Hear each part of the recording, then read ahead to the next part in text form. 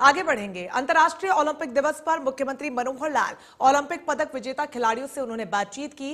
खेल मंत्री संदीप सिंह भी इस मौके पर उपस्थित रहे।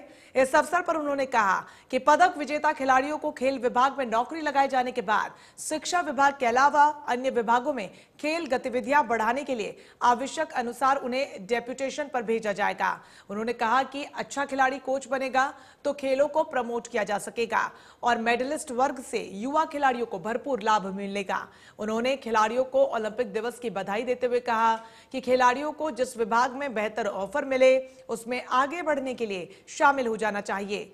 मुख्यमंत्री ने कहा कि खेलों को प्रमोट करने के लिए सरकार ने बेहतरीन पॉलिसी बनाई है और इसके तहत खिलाड़ियों को 3% रिजर्वेशन के साथ साथ मेडल अनुसार नौकरी प्रदान की जा रही है।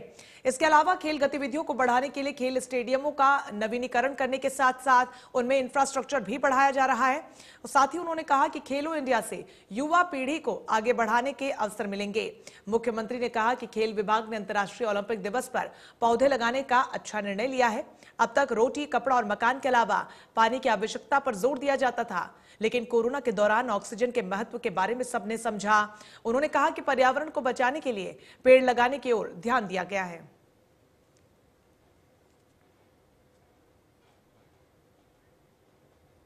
इंटरनेशनल ओलंपिक डे के दिन आपने पौधारोपण का ये जो अभियान लिया है अपने हाथ में, आज जो बताया कि 11,000 पौधे आज एक ही दिन में सभी स्टेडियम में इस समय हमारे साथी खिलाड़ी समूह लगा रहे हैं।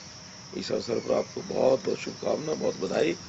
और ऐसे ही खेलों में भी हरियाणा वैसे अच्छे स्थान पर है। जितने मेडल देश में आते हैं उसमें से लगभग आधे हरियाणा के ही होते हैं।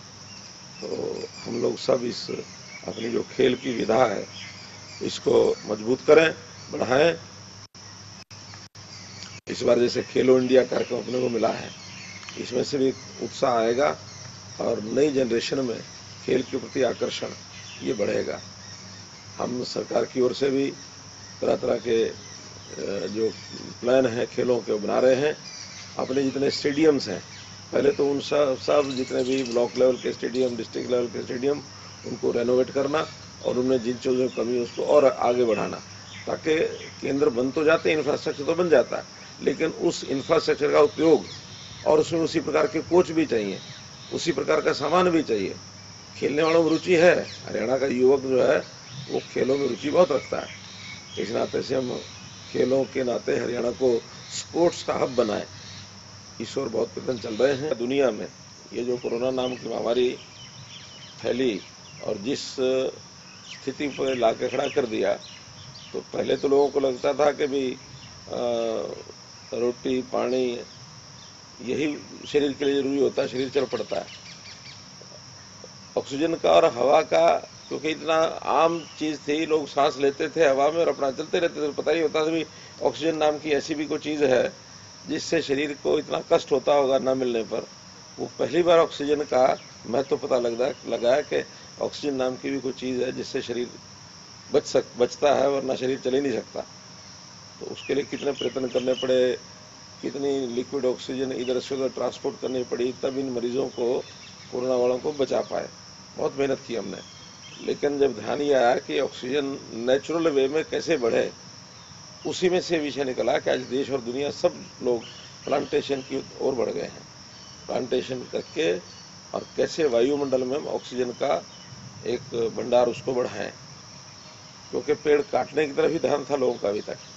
अब पेड़ लगाने की तरफ हुआ है ध्यान। हमारा वन विभाग है, उसने भी 3 करोड़ पौधे लगाने की बात इस बार की है और उसमें हम जगह जगह वनों को, बड़े सघन वन, इसको लगाने की भी योजना बनाई हमने।